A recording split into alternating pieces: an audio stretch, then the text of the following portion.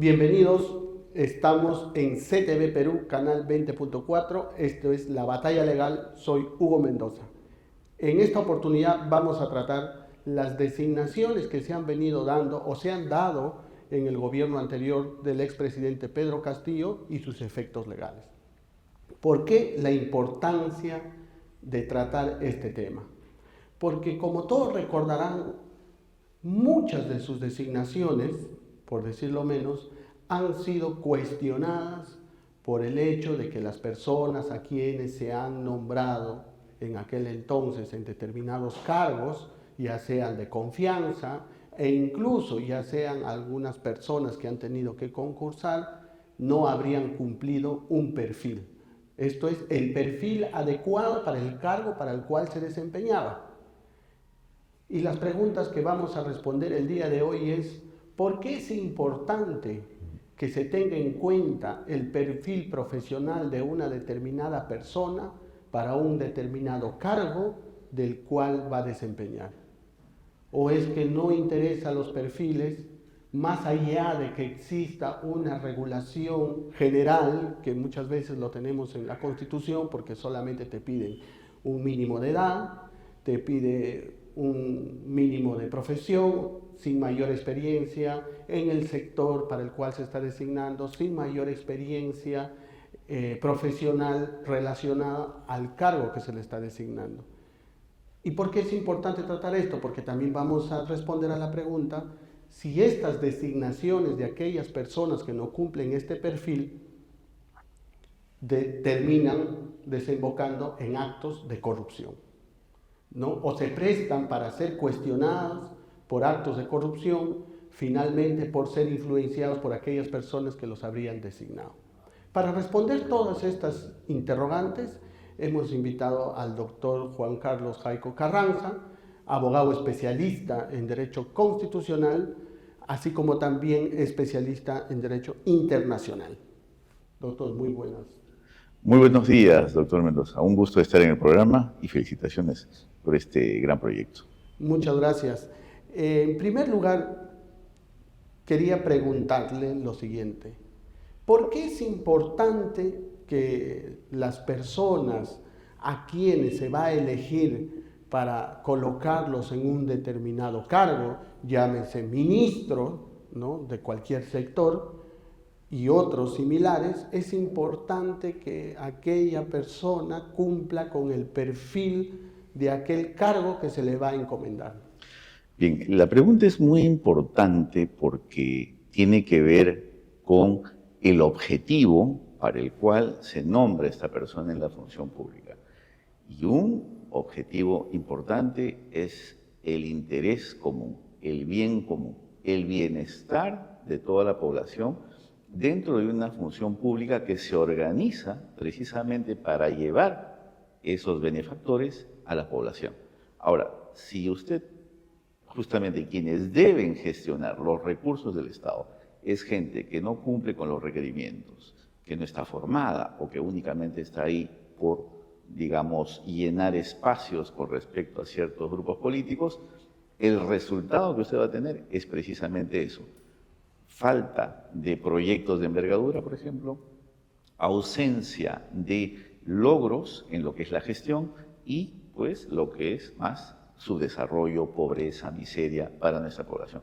Lo podemos ver en todo el país, lo podemos ver, y precisamente lo que hemos tenido como las marchas últimamente ha denotado cómo los funcionarios que han llegado a puestos de gestión simplemente no han cumplido con las expectativas, porque ya desde el momento, como bien usted lo indicaba, desde el inicio, ellos no solamente no contaban con las competencias profesionales para cumplir esa gestión, pero desgraciadamente el sistema electoral peruano está hecho de esa manera que se puede elegir a cualquiera.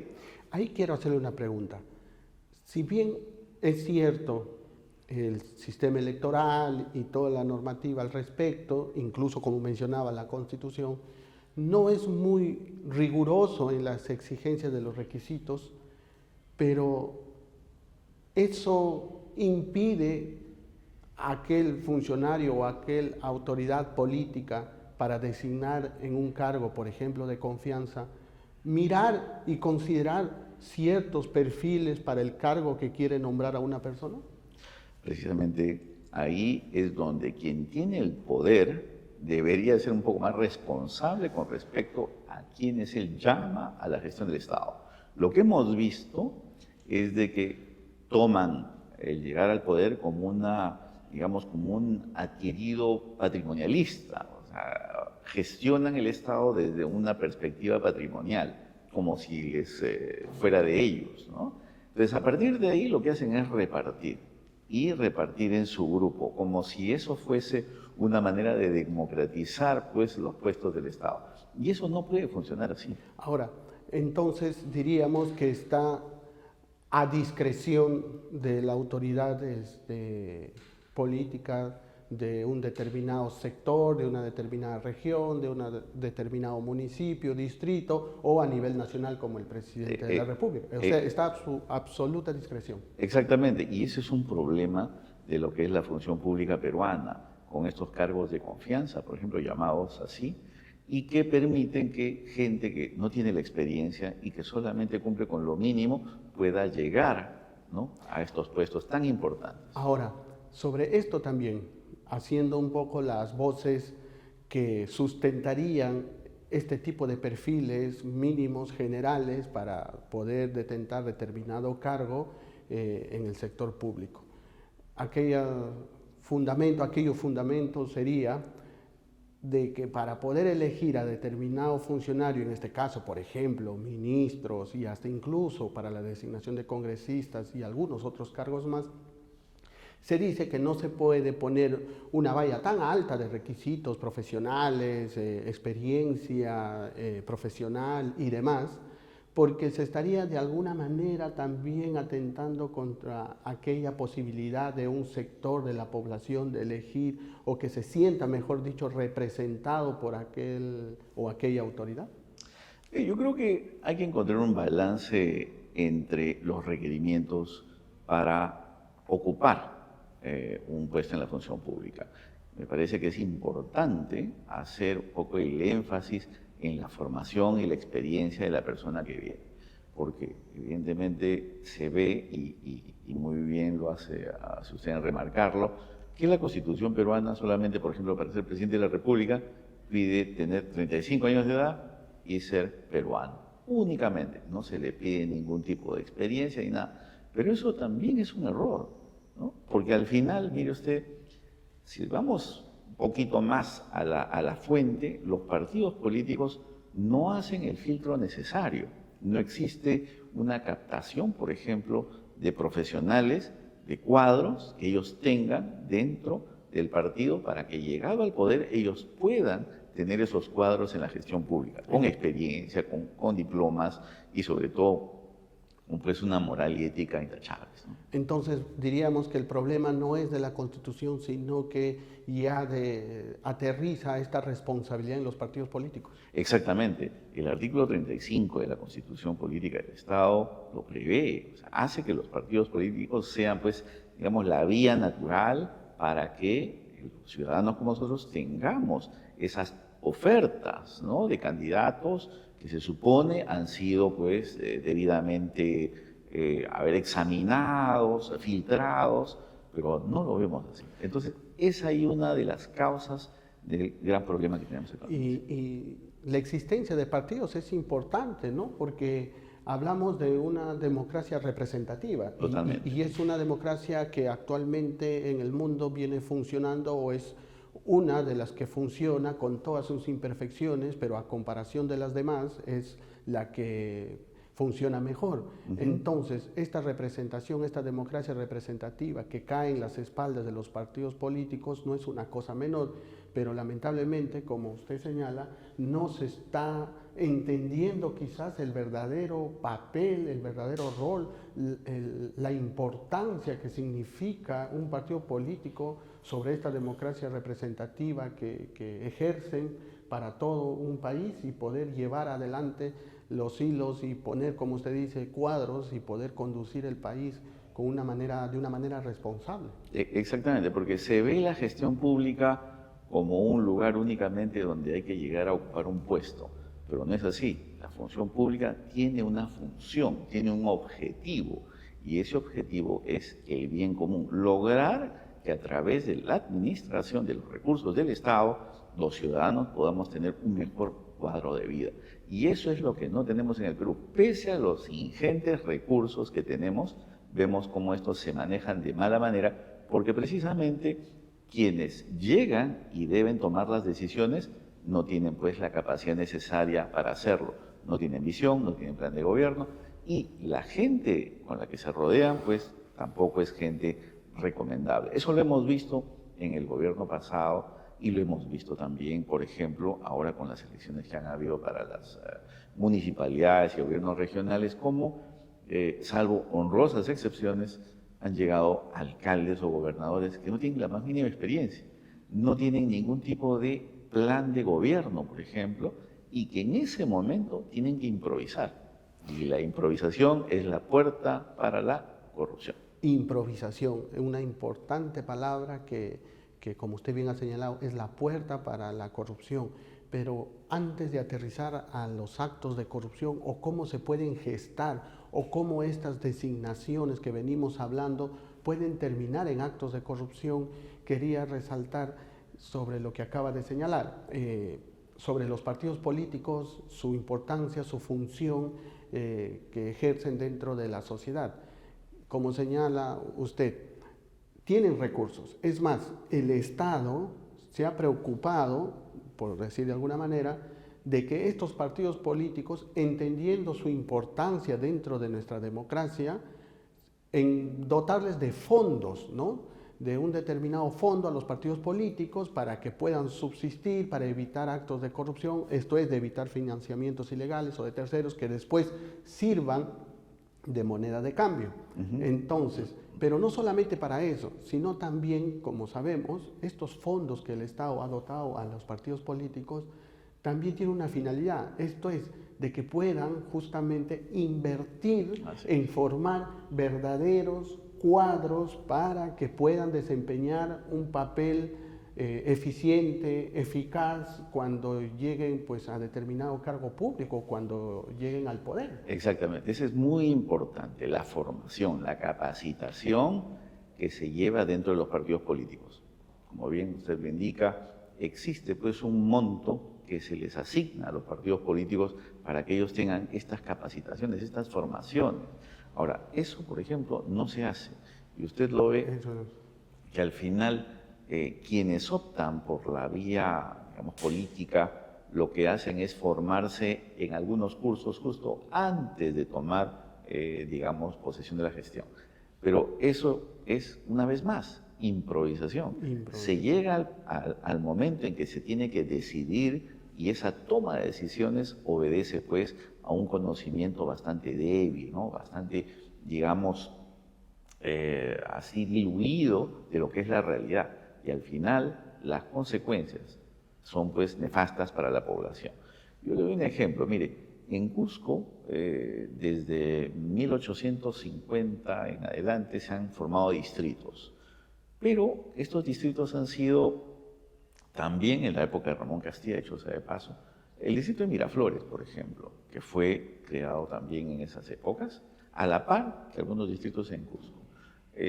Vea usted cómo ha habido un desarrollo y una organización administrativa en Miraflores y mire cómo ha habido el desarrollo, una organización administrativa allá. En algunos distritos han tenido únicamente luz eléctrica a partir del 2010, 2011. Entonces, ¿qué es eso? Es simplemente gestión de los recursos del Estado. Pero ¿quiénes tenemos ahí como gestionarios? Personas precisamente que no ven la gestión pública como la manera de resolver los problemas de la población, sino únicamente como una vía política en la cual ostenten poder. Correcto. Entonces, la gestión y la buena gestión de los recursos de un determinado sector de la administración pública, llámese alcaldías distritales, alcaldías provinciales, gobiernos regionales y a nivel nacional, gobierno en general y los ministerios, es justamente que los funcionarios, las autoridades no tienen la capacidad y la preparación para hacer actos de gestión eficientes y eficaces.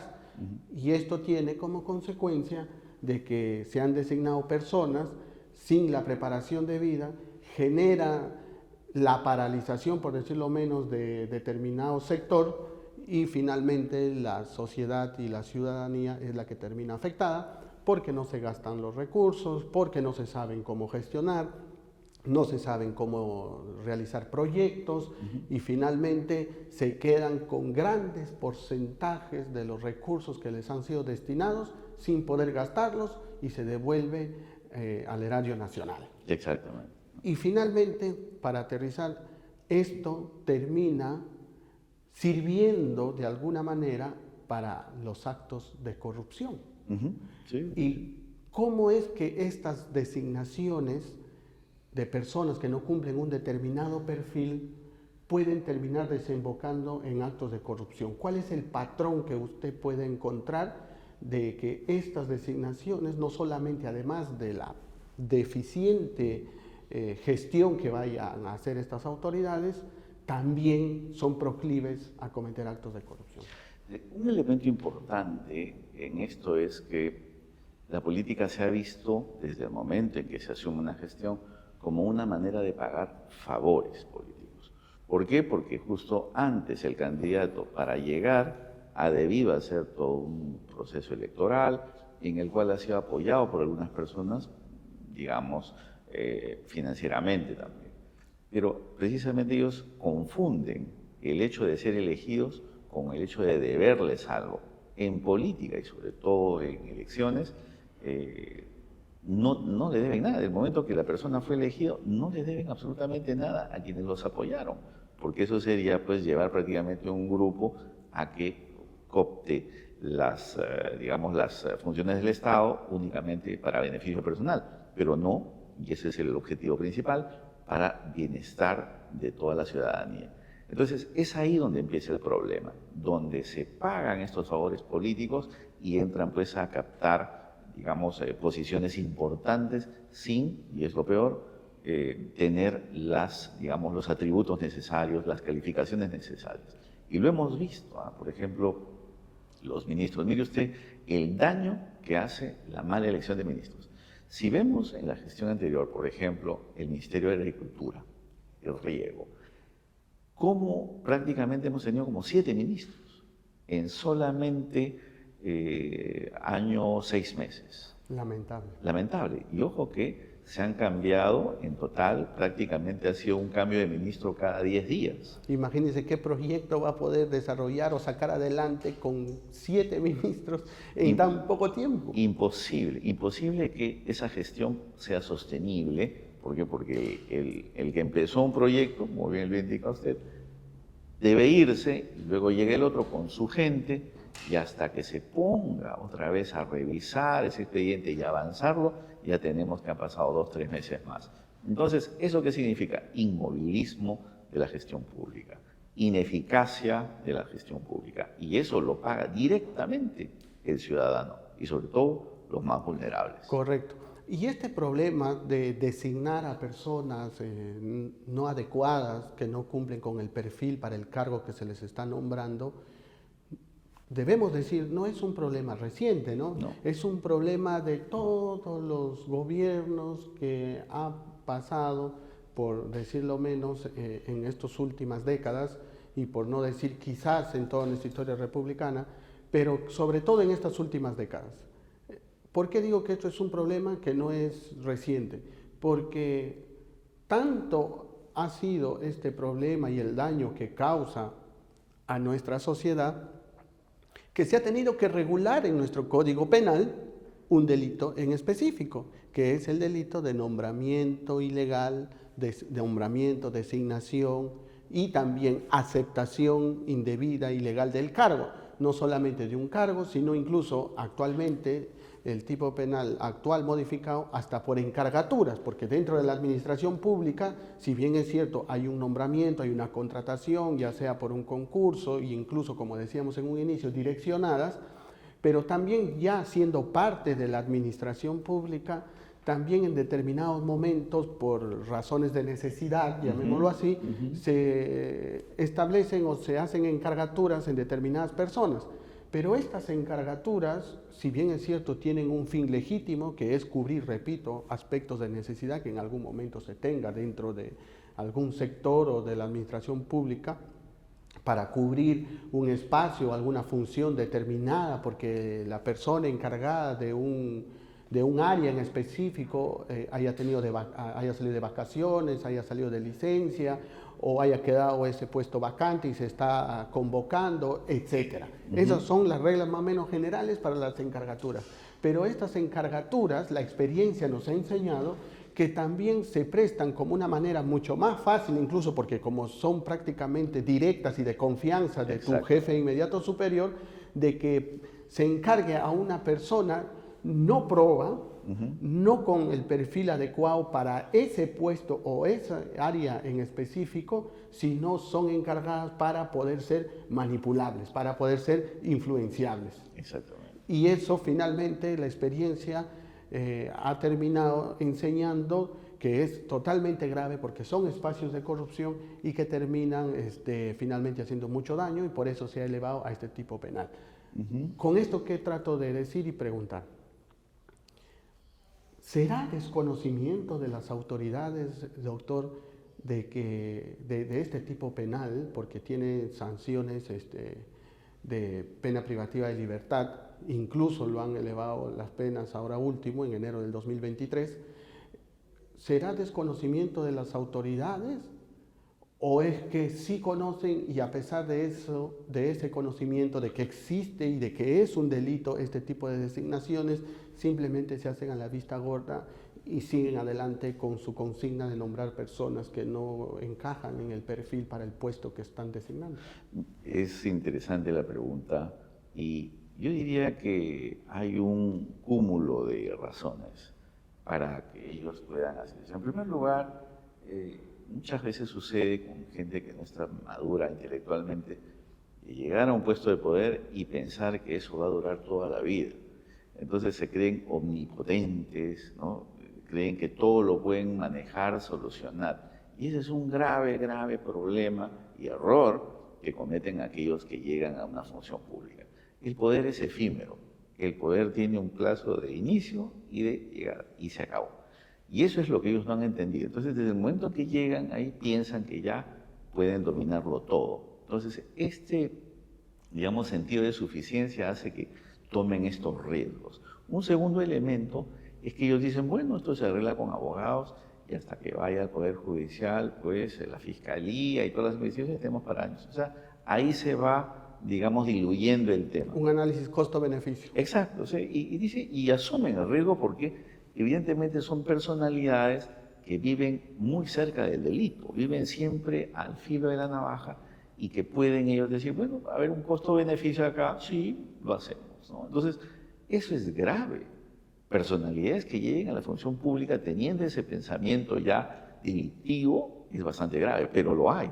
El espíritu azángaro, el espíritu Girón azángaro, un poco que ha invadido la función pública y al fin y al cabo ha hecho que la gente pues acepte como normal vivir en un medio, digamos, fiscal, cuando normalmente no debería ser el caso. Correcto. Entonces, dicho todo esto, resumiendo, para los que recién puedan sintonizar nuestro canal, estamos hablando de las designaciones que tienen que cumplir un determinado perfil. ¿Qué pasa cuando no cumplen ese perfil? Finalmente, los afectados es la ciudadanía y además es un espacio, un escenario de corrupción y también incurren o podrían incurrir en el delito de nombramiento ilegal de cargo y el quien acepta, dicho sea de paso, también incurre en este delito. La pregunta, dicho todo esto, doctor, es ¿cómo combatir? Ya nos encontramos en ese escenario. Ya designaron a una determinada persona sin el perfil adecuado en un sector ministerial X. Está echando a andar con la improvisación que usted bien ha remarcado en su sector. Y producto de eso se cumple nuestra tesis, que es se incurre en actos de corrupción. ¿Cómo combatir esos actos de corrupción a la interna de una institución pública, de un ministerio, de una alcaldía, de un gobierno regional? A propósito, dicho sea de paso, de la investigación reciente que vamos a mencionar ahora, que usted ha desarrollado. Mire, yo iniciaría con 3, que no son exhaustivos. 3 puntos. En primer lugar, aquí ver los partidos políticos. Los partidos políticos no pueden ser, pues, asociaciones para delinquir. Entonces, ellos tienen una gran responsabilidad con la gente que ellos llevan al poder, porque los están utilizando, ¿no?, como personas jurídicas para poder llegar al poder. Por lo tanto, tienen una responsabilidad. Y sobre todo porque están utilizando fondos públicos, ¿no? Porque el Estado les está dotando de recursos para poder ejercer esa función representativa para el cual han sido diseñados y el papel que deben cumplir ante la sociedad. Y es una responsabilidad que hasta ahora no existe en el Código Penal, dicho sea de paso. Los partidos políticos, por eso es que un poco que cuando alguien, algún elemento que ha sido elegido es condenado, inmediatamente ellos dicen, pues no es nuestra culpa. Pero sí, yo creo que ellos son responsables desde el momento en que ellos lo han elegido, lo han filtrado y lo han llevado a ese puesto de poder. Un segundo punto importante, creo yo, es de hacer que servir sea precisamente la institución que lleve esos funcionarios al Estado y que tenga un banco de datos con profesionales que puedan servirse, pues, precisamente para las gestiones, tanto nacionales como distritales o provinciales. Por eso que ahí podríamos tener un banco de profesionales importante, de los cuales un gobernador que llega, por ejemplo, podría ya desde ese banco de profesionales tener, pues, una ayuda necesaria para continuar su gestión. Un tercer punto también, por ejemplo, sería esto de la protección al denunciante de actos ilícitos, que me parece que en el Perú las leyes, las diferentes leyes, no han dado, pues, el resultado necesario. Habría que mejorarlas para que todo aquel funcionario que es testigo de un acto de corrupción pueda denunciarlo y sobre todo no temer a las represalias. Este es un elemento importante porque el denunciante de actos ilícitos es un auxiliar de la justicia. Va a ayudar a la Fiscalía y al Ministerio Público a hacer su trabajo y sobre todo indicar dónde se están cometiendo actos de corrupción que, como lo hemos visto, afecta, pues, a la población y sobre todo a los más vulnerables. Correcto. Esta protección del denunciante que usted nos acaba de mencionar es una figura en nuestro país algo nueva, pero a nivel mundial ya no tan nueva porque se viene aplicando en países desarrollados, ¿no?, como en Norteamérica, en Estados Unidos, como en Europa. El Estado, para que se entienda bien lo que nos está diciendo nuestro invitado, recurre, ¿no?, y ha optado por recurrir a denunciantes, esto es, a terceras personas, de que tengan conocimiento de la comisión de algún delito, de algún acto irregular, de un acto de corrupción, para que esta persona pueda brindarle esa información donde el Estado es prácticamente imposible que llegue o pueda obtener. Porque también el Estado tiene sus limitaciones. Y como sabemos, los actos de corrupción se cometen de alguna manera, con una suerte de clandestinidad, ¿no? Porque no se comete en la vía pública, no se comete con todas las personas, con todos los amigos, sino tratan de ser muy sigilosos y, como sabemos, los actos de corrupción pues tratan de borrar o de no dejar ningún ápice, ningún mínimo de elemento o de información que los pueda vincular. En otras palabras, lograr información veraz, objetiva y real sobre actos de corrupción se ha vuelto una manera bastante difícil de conseguir. Entonces el Estado recurre a estas personas para obtener esa información que donde el Estado, repito, no puede llegar. Y para que pueda ese denunciante o esa tercera persona, esa persona sea sea un funcionario, un servidor público, dentro de la administración pública, dentro de la alcaldía, dentro del gobierno regional o de cualquier institución pública, que tenga conocimiento de la comisión de un delito, de un acto de corrupción, lo pueda denunciar. Así como el funcionario dentro de la institución estatal, como también la persona ajena a la institución estatal que sepa de la comisión de algún delito, de algún acto de corrupción dentro de alguna institución de la administración pública, lo pueda denunciar. Pero aquí se viene un problema.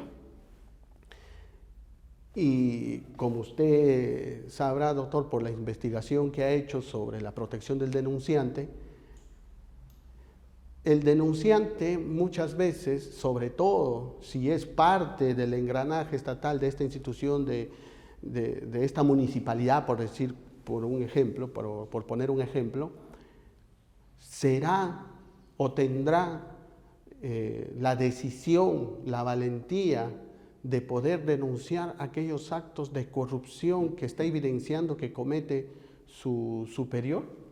Aquí hay un problema sobre esta figura de protección del denunciante que se ha dicho que existe por un temor natural de perder el puesto de trabajo, de que se tomen represalias, etc. Entonces, si el Estado, para resumir, ha optado por recurrir a obtener información de este denunciante ajeno a la comisión de un delito, repito, sea dentro, la persona dentro de la estructura estatal o fuera, entonces el Estado, ¿cómo debe garantizar a esta persona para que pueda no sufrir estos actos de acoso y probablemente incluso hasta de despidos arbitrarios?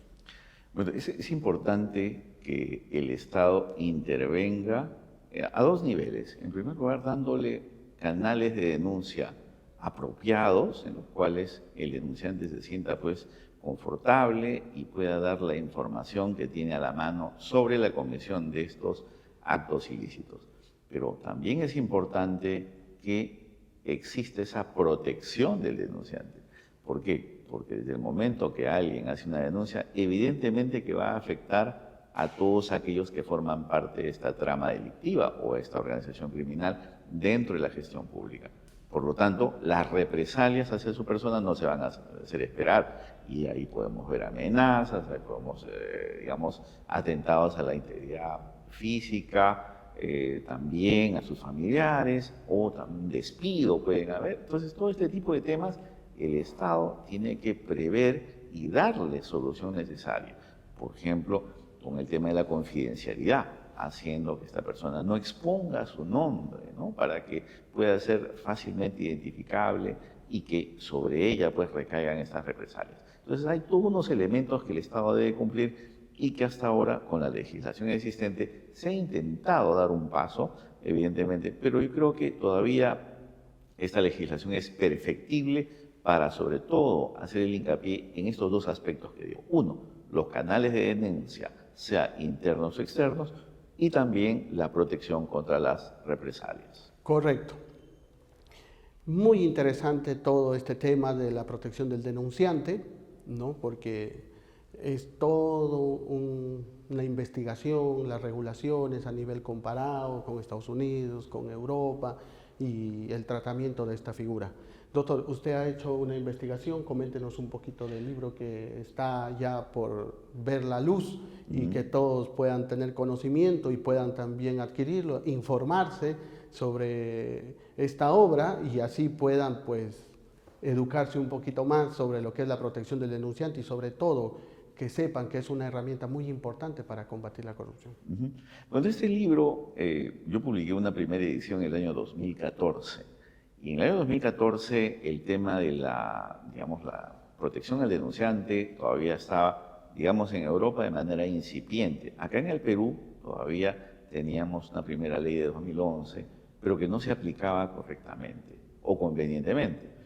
Ya ahora, el libro que estoy publicando sobre whistleblowing y la protección al denunciante de actos ilícitos, que invito a todos, si me permite, doctor, para el lunes 12 de junio en el Colegio de Abogados de Lima, 6:30 de la tarde, los esperamos.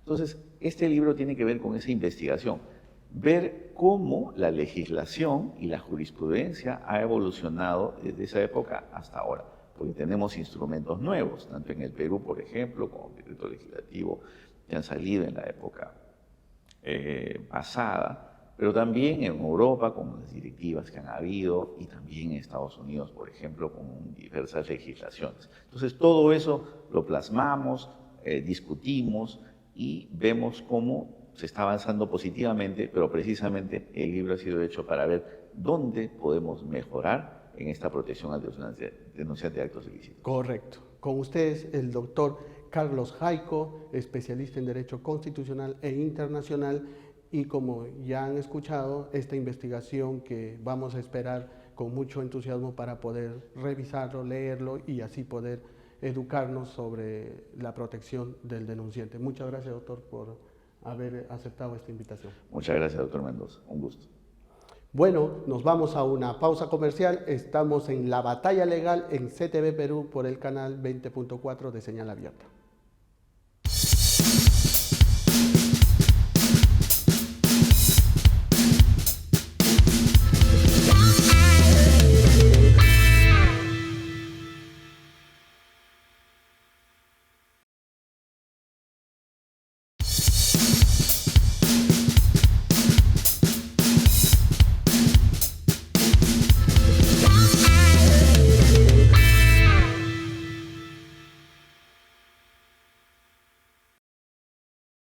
Regresamos de la pausa comercial, soy Hugo Mendoza y esto es La Batalla Legal. Estamos en CTV Perú por el canal 20.4 de Señal Abierta. Para seguir analizando los efectos, ¿no? Los efectos legales y estatales y sociales, si se quiere, sobre estas designaciones a personas que no cumplen el perfil para el cual se les está designando, nombrando o contratando, ahora tenemos como invitado a César Combina, antropólogo, especialista en ciencia política y es congresista. Muchas gracias por aceptar la invitación, César. Muchas gracias, un gusto estar con ustedes, aquí dando la batalla legal, judicial y también la batalla política. Correcto. Bueno, para entrar en materia, estábamos analizando, como le decía y como presentaba ahora en este segundo bloque del programa, los efectos de esta designación. Hablábamos en el primer bloque con nuestro primer invitado que cuando se designa a una persona que no cumple el perfil para, por ejemplo, una determinada cartera, ¿no? Llámese ministerio, termina perjudicando finalmente a la ciudadanía. ¿Por qué? Porque como no tiene el perfil, no tiene la preparación, no puede sacar adelante ningún proyecto, no puede realizar actos de gestión eficiente y finalmente no pueden gastar los recursos que le han sido destinados y termina perjudicado la ciudadanía. Y sobre todo, otro segundo efecto es que estas designaciones finalmente terminan en improvisaciones que terminan siendo espacios para actos de corrupción. ¿Qué opinión le merece, César, estas designaciones y por qué, sobre todo la pregunta directa es, ¿por qué es importante que las personas que van a asumir un cargo público deben de contar y tener el perfil adecuado para que pueda desempeñar ese cargo por el cual se le está contratando o designando o nombrando? Bueno, aquí tenemos dos casos importantes. El primero, como tú bien lo has señalado, creo que se ha explicado de manera contundente aquí, es el caso legal, ¿no? Cuando se nombra y se acepta a un funcionario o alto funcionario en un cargo para el cual no está preparado, no tiene los requisitos legales y claramente no va a dar una performance correcta, se está cometiendo un delito. No solamente el hecho de aceptar un cargo para el cual uno no está preparado, sino el superior inmediato al nombrarlo también está cometiendo un delito. Pero a nivel político y social genera una deformidad del propio Estado, genera un vacío a nivel político, a nivel de liderazgo, a nivel de ejecución y también a nivel social, porque esto impacta todas las políticas públicas, terminan impactando siempre en la vida de la gente. Y no estamos hablando solo de personas que no cumplen los requisitos a nivel de, por ejemplo, un grado académico, por ejemplo, de haber tenido estudios o cierta experiencia en el Estado, sino también hablamos de personas que claramente no cumplen el principio de idoneidad política o idoneidad de liderazgo. Vemos que los ministerios en los últimos años han pasado casi en piloto automático y cuando tú lo comparas con otros países, en España, cuando tú comparas Italia, cuando tú comparas Alemania, ves que los ministros suelen ser políticos. Y acá nos han vendido la idea de que tenemos que elegir a personas alejadas de la política y solamente técnicos. El problema de elegir solo técnicos alejados de la política es justamente esta falta de liderazgo.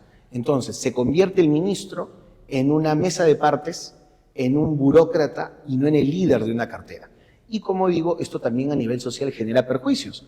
¿Por qué? Porque como no hay un lineamiento político, no hay una visión a corto, mediano, largo plazo, sino que simplemente se busca cumplir como cualquier trabajador que no tiene el rango ministerial, que no tiene el rango de alto funcionario, busca cumplir su horario de trabajo. Entonces tenemos ministros que no les interesa, por ejemplo, estando en una cartera importante, voy a decir cualquier cartera, agricultura, por ejemplo, que no les interesa pisar los campos. ¿Cómo tú, siendo el ministro, que debería representar al 30% de los peruanos que se dedican al rubro agrícola, por ejemplo, no estás caminando en Huancavelica, en Ayacucho, en Puno, y te encierras en tu oficina en La Molina?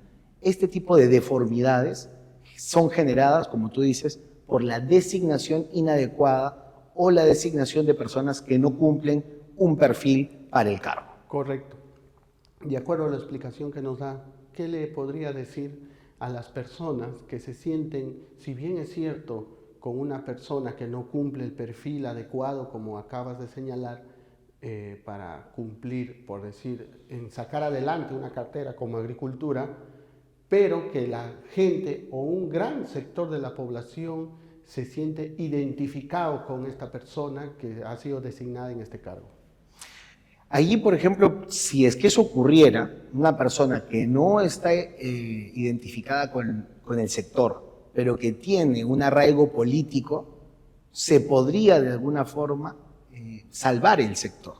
¿Por qué? Porque ha habido personas en otros gobiernos que han sido nombrados, por ejemplo, en el Ministerio de Trabajo, en el propio Ministerio de Cultura, que no han sido necesariamente abogados laboralistas o artistas. En el caso, por ejemplo, Juan Ocio, que fue el primer ministro de Cultura, fue antropólogo, docente universitario, pero sí tenía pues una vida y un reconocimiento del espacio vinculado a la cultura. Hay otras personas que, no siendo abogados laboralistas, por ejemplo, no siendo especialistas laborales, en el Ministerio de Trabajo han priorizado lo que significaba la reactivación económica a través del emprendimiento y de la generación de empleo temporal. Justamente por eso en la época de Ollanta Humala, por ejemplo, se crea Trabaja Perú, Jóvenes a la Obra y otro tipo de proyectos que al no ser necesariamente vinculados a sindicatos, necesariamente vinculados a la política del sector tradicional, genera un beneficio. El problema radica cuando tú pierdes todo. Entonces hemos tenido ministros en la época de Pedro Castillo, por ejemplo, cuyo único mérito para ser ministro de Transportes era tener brevete, era saber manejar un carro. No representaba ni a un gremio, ni a un gobierno local, ni a un partido, pero tampoco representaba la tecnocracia del sector. Entonces, ese hueco, creo, ese vacío de falta de liderazgo, de capacidad, es lo más nocivo para el Estado, y creo que en estos momentos es lo que más vemos a nivel de ministerios, pero también a nivel de gobiernos regionales y locales, que estarán aún peor. Hay denuncias de Contraloría en donde casi ningún gobierno regional cumple con los perfiles de los cargos de al menos los primeros 50 altos funcionarios. Correcto. Entonces, para que se entienda bien, no es que exista un acto de discriminación, no es que se niegue a designar a aquella persona en estos cargos públicos, a aquella persona que tenga una alta tasa de representación, ¿no?, de aceptación de la sociedad, sino lo que usted nos está contando es que no solamente basta eso, está muy bien y puede ser designado, pero acompañado del partido político del cual está siendo propuesto y sobre todo acompañado de todos los técnicos y asesores que le permitan desarrollar bien el puesto para el cual está siendo designado. Y aquí lo que se ha visto, y la pregunta es, si esto es la primera conclusión, entonces decimos que no es que se esté negando a aquellas personas que tengan alto grado de aceptación, probablemente sin el perfil riguroso que se necesita, que puedan ser designados, a condición de que todo el equipo le acompañe y sí lo tenga. Exactamente. Y por ejemplo, esto podría ser un caso muy emblemático en el Ministerio de Cultura, por ejemplo, que se designe a una persona que no tiene título académico, pero que sí podría tener la voluntad de sumar. Aquí hay dos casos específicos anteriores que son un mal ejemplo de lo que yo creo que no se debe hacer, por ejemplo, en el Ministerio de Cultura, y un caso un poco más actual, que es también lo que tú dices, que viene con una carga indígena, con una carga local, pero que justamente traiciona y le falta la capacidad técnica. Yo hablo personalmente de dos personas vinculadas al arte como Francesco Petrosi y la señora Susana Vaca.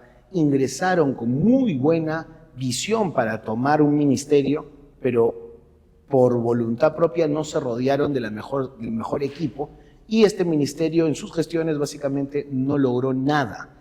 Pero en el gobierno de Pedro Castillo ya no se utilizaron a artistas, sino se eligió a alguien de una nacionalidad, de una etnia, que es la etnia ayáninca, la señora Silvana Robles, congresista por Perú Libre. Ella fue la primera mujer indígena en ser ministra de Cultura, y esto puede traer a muchos de los hermanos de la población indígena un sinsabor. ¿Por qué? Porque eligieron a la persona y la persona decidió rodearse de corruptos. Entonces, no importa si tú eres un gran líder social, si tú provienes de un espacio específico sectorial, si tú tienes la voz autorizada. ¿Por qué? Porque se podría designar a un jefe de un gremio, por ejemplo, en un ministerio. Pero si tú vienes con una carga de incapacidad y de falta de equipo, claramente vas a fracasar.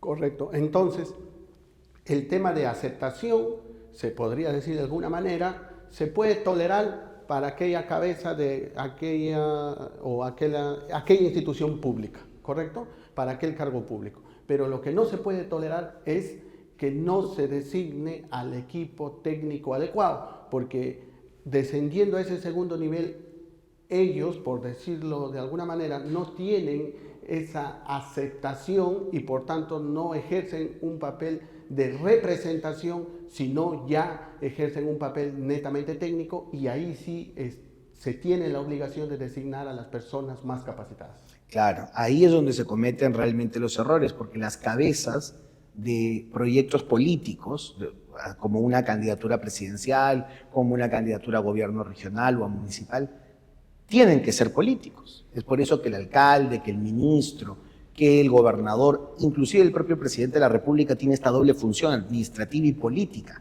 En la política cae la función de representación, de representar a un voto, de representar un sector, de representar un grupo.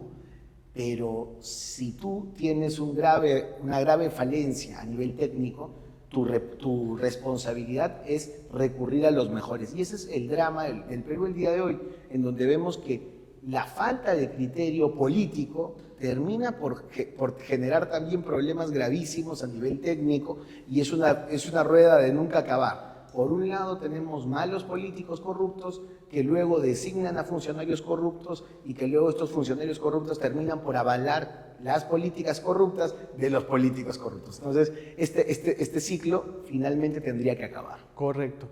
Entonces, ¿qué podríamos decir o qué comunica, según su experiencia y el conocimiento en antropología que usted tiene y ciencia política, su especialización, y es congresista también, conoce cómo funciona el aparato estatal? ¿Qué le comunica a usted que aquella persona que es designada, por ejemplo, como usted citó, en un ministerio, llamemos Ministerio de Agricultura, que si bien es cierto no tenga ese perfil y todos los pergaminos para desarrollar el papel de ministro de Cultura de la mejor manera, pero sí tiene un mínimo de criterio o de conocimiento de que tiene que rodearse con la mejor gente técnica para que pueda desempeñar un buen papel. Pero a pesar de ese conocimiento mínimo, que creo que sí se le puede exigir, no lo hace, sino muy por el contrario, lejos de elegir a la persona o al personal técnico y asesores preparados para desempeñar un buen papel como ministro de Agricultura, hace de la vista gorda y más bien designa personas que no cumplen ese perfil. ¿Qué comunica eso? Claro, eso es negligencia pura y comunica el desinterés por la política pública correcta. La política pública que nace de una idea política y que se transforma en acción pública. a través pues, de la política pública, de los programas sociales, de la administración pública, de la gestión pública, pero lamentablemente esta negligencia termina pues, por destruir los proyectos políticos y por destruir el propio Estado. No creo que todos los peruanos querramos lo peor para nuestro país, pero sí existen peruanos que por su negligencia, por su cercanía a la corrupción, prefieren hacerse de la vista gorda y en lugar de tener buenos equipos, tener los peores equipos. ¿Para qué? Para promover a las mafias, por ejemplo, que se apoderan de un ministerio aprovechando la debilidad de la corrupción, aprovechando la incapacidad. ¿Cuántas veces hemos escuchado, por ejemplo, a empresarios de la construcción que dicen que ellos mismos terminan haciendo los expedientes técnicos, los procesos de análisis de suelo, que son las municipalidades y los gobiernos regionales y el ministerio que tendría que hacer y corroborar? Al final, cuando se cae el colegio, cuando se cae la posta, cuando se inunda el canal, es que nosotros vemos la deficiencia de la incapacidad, de la corrupción y de la falta de liderazgo político. Podríamos decir entonces que estas personas con alto grado de representación terminan defraudando a la ciudadanía o a aquel sector que se siente representado por esta autoridad, porque sabiendo y teniendo conocimiento de que debe rodearse de gente profesional y técnica con los mejores perfiles y experiencia para que pueda lograr cumplir un buen trabajo y llegar a esa población, porque el objetivo es, si es que tiene un grado alto de representación, entonces se deben a esas personas para poder llevar lo mejor para estas personas quienes están confiando o quienes se sienten representados. Sin embargo, cuando no designa este buen equipo sabiendo que tiene que hacerlo, entonces podríamos decir que finalmente termina defraudando a este sector de la población. Sin duda, es una traición porque no todos tienen la posibilidad de llegar a un cargo público, no todos tienen la bendición realmente de llegar a administrar poder, presupuesto y tener la capacidad de cambiar la vida de la gente. Es por eso que cuando se les pasa los 4 años a un gobernador regional o a un alcalde, los 5 años a un presidente, o peor aún, los 2, 3 meses que puede a veces quedarse un ministro en nuestro precario sistema político, uno dice, creo que termina por traicionar al pueblo el que no se haya intentado hacer algo. Y este intentado tiene que ver con su propio liderazgo, tiene que ver con su propio equipo, tiene que ver con sus propios objetivos, y que no solo se siente a cobrar un sueldo y a calentar un asiento. Correcto. Entonces, habiendo analizado la importancia de los perfiles que se debe tener, no solamente de la cabeza de una institución estatal, sino sobre todo del equipo que le va a rodear. Se nombra una persona como ministro, si bien es cierto tiene alto grado de representación, no tendrá la experiencia profesional, pero su obligación es rodearse de gente técnica y profesional. No lo hace. Entonces estamos frente a un ejemplo de que se viene conduciendo o que se conduce una institución estatal, tomemos el ejemplo del Ministerio de Agricultura, con un ministro que no tiene la preparación suficiente y con un equipo técnico que tampoco tiene la experiencia ni el perfil suficiente. Conclusión, improvisación. Esto se presta para actos de corrupción y ustedes de su experiencia nos podría decir cómo todas estas designaciones y todos estos quebrantamientos de las normas, sobre todo de las personas que van a apoyar como asesores, como especialistas que deben cumplir un papel técnico, cómo todo esto finalmente termina convirtiéndose en un espacio para cometer actos de corrupción. La improvisación lleva a la corrupción, porque cuando uno tiene un plan concreto, tiene una política pública coherente y seria, y se plantea metas, estas metas se cumplen dentro de la ley, y no se salta de sitio en sitio, como lo vemos el día de hoy, intentando apagar incendios. Es increíble que hemos hablado de agricultura, del Ministerio de Cultura, de Transportes, pero es increíble cómo como Estado no tenemos una preparación, por ejemplo, para desastres naturales. Y se aprovecha, uy, hay un temblor, uy, hay una lluvia, uy, apareció el dengue, uy, apareció la pandemia, uy, apareció el niño costero, para declarar estado de emergencia y de esta forma decir, bueno, ahora sí podemos comprar medicamentos, ahora sí se puede comprar, porque cuando se declara estado de emergencia las reglas convencionales no sirven. En un país serio, con políticas públicas serias, las reglas convencionales tienen que incluir el abastecimiento para justamente este tipo de casos.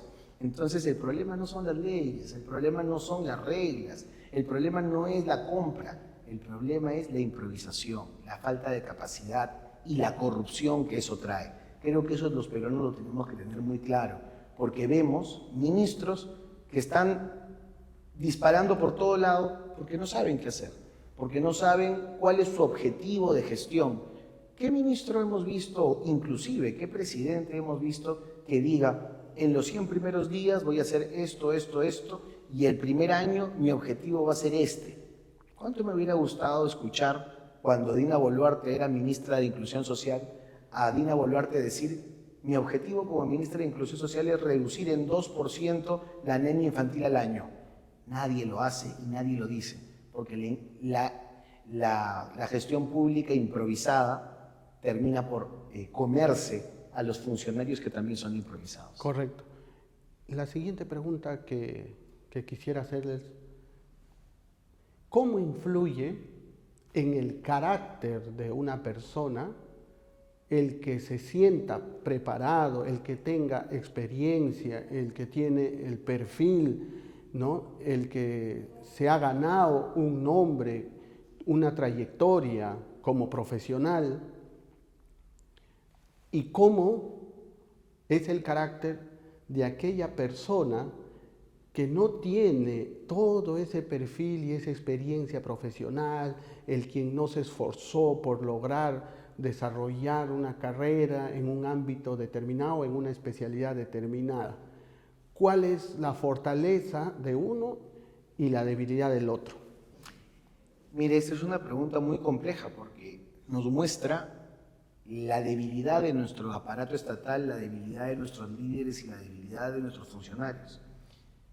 Lamentablemente, cuando uno no tiene los pergaminos profesionales, la experiencia, el esfuerzo que trae todo eso, no tiene la capacidad y la firmeza necesaria para ejercer un liderazgo. Por ejemplo, un profesional de cualquier área que se haya jactado de ser profesional, que haya sudado, que se haya esforzado y que haya construido una historia de vida. Que tenga un nombre. Que tenga un nombre, una trascendencia, nunca se sentaría a pactar con un delincuente por un puesto de trabajo. En cambio, vemos todo lo contrario en la otra escena. En la otra escena vemos a personas mediocres que se mueren si le sacan su tesis pública, porque demuestra su mediocridad. Que si se le ve las notas o el registro de asistencias terminan por volverse locos. ¿Por qué? Porque muestran que no tuvieron una constancia. Que quieren como sea, no importa sentarse con un delincuente, no importa sentarse con un criminal, con un terrorista, con lo que sea, con tal de tener un cargo público. Y que peor aún, no les interesa que ese cargo público dure un día, porque hemos tenido ministros que han durado horas, o que dure un año, porque lo único que quieren es estar ahí cuánto tiempo se les pueda dar, algo así como que se me apareció la Virgen. Entonces, esta diferencia hace personas diferentes, mientras que unos tienen la firmeza y el liderazgo para poder encaminar una oficina, un ministerio, un municipio o un país, el otro va a ir tibiamente avanzando como pueda, improvisadamente, pactando con la corrupción, y claramente esto se nos hace muy parecido a lo que es el Perú el día de hoy. Podríamos decir, aquella persona que, como bien estamos señalando, que se ha ganado un nombre y tiene una trayectoria, tiene la capacidad de decir no a determinadas circunstancias o propuestas indecentes o a propuestas de actos de corrupción. Definitivamente. ¿Y la persona que no tiene esta preparación es más vulnerable? Completamente vulnerable, porque depende de distintos otros elementos para intentar crecer. Entonces, depende de, por ejemplo, la franela política. ¿Cuántos políticos, inclusive uno que ha sido hace unos días elegido defensor del pueblo, ha dependido de vivir de las faldas de Nadine Heredia para poder crecer políticamente? Su pueblo nunca lo eligió para nada porque fue parte de un arrastre presidencial. No tiene un pergamino necesario como para decir fue, no sé, decano de una universidad en Huánuco o investigador o profesor, pero depende de otras personas. Entonces, esta dependencia de otras personas termina por hacer daño.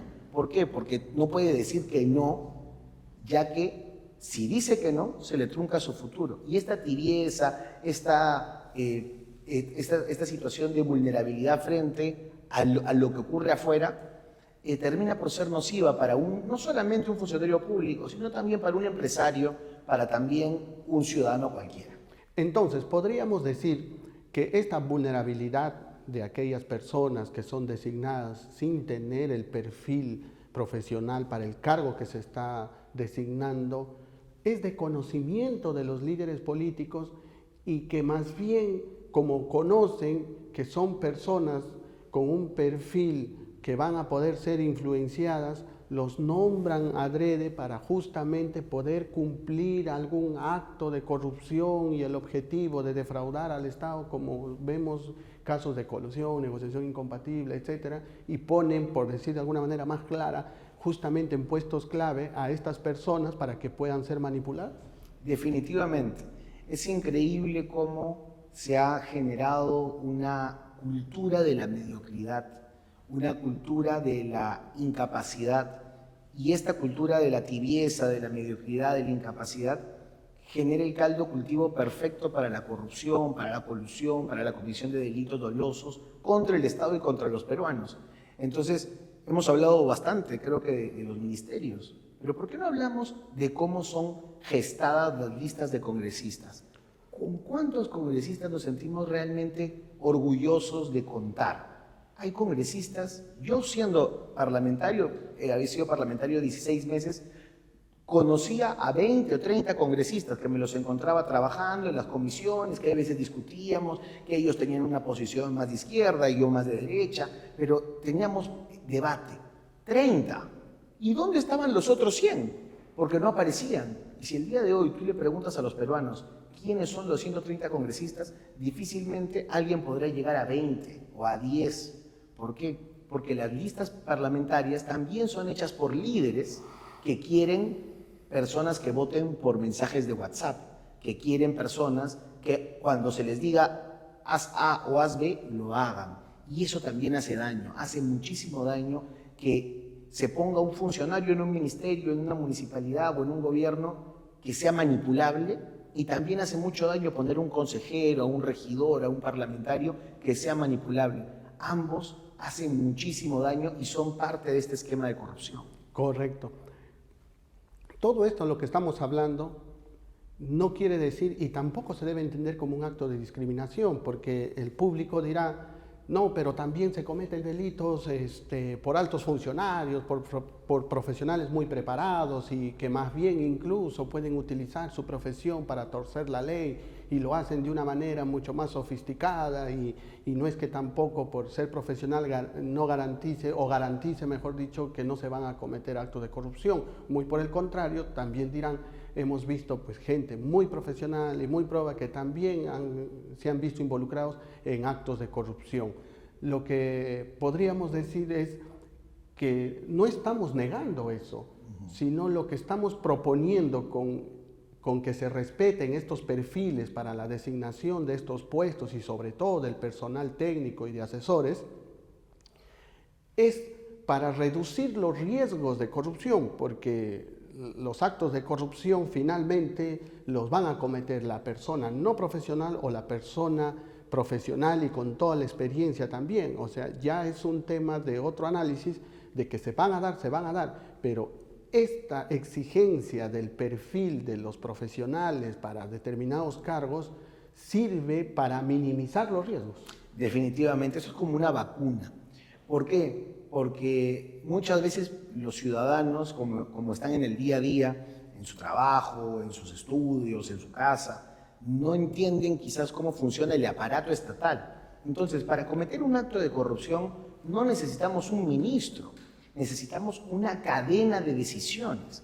Entonces, el ministro toma una decisión, pero hay un comité de selección, por ejemplo, para una obra, un comité de adjudicación, hay un secretario general del ministerio, hay un jefe de temas técnicos que da el proveído, hay un tesorero. Entonces, esta cadena de corrupción que, claro, aparece en el proceso fiscal y penal, pero no aparece pues entre los reflectores de la prensa porque la prensa se dedica a ver el tema político. Pero todo este aparato de estructura de toma de decisiones, si tú tuvieras un tesorero bien preparado, decente, capaz, profesional, con una trayectoria intachable, que se pare frente al ministro y le diga, señor ministro, usted me está haciendo pagarle de más a esta empresa, yo no le voy a firmar, ya estaría usted reduciendo la posibilidad de cometer actos delictivos. Entonces, es tan importante como tener un ministro pro, tener un equipo profesional y pro. Correcto. Ya saben, amigos, la importancia del perfil de las personas que van a ser designadas en un puesto público, en un cargo público.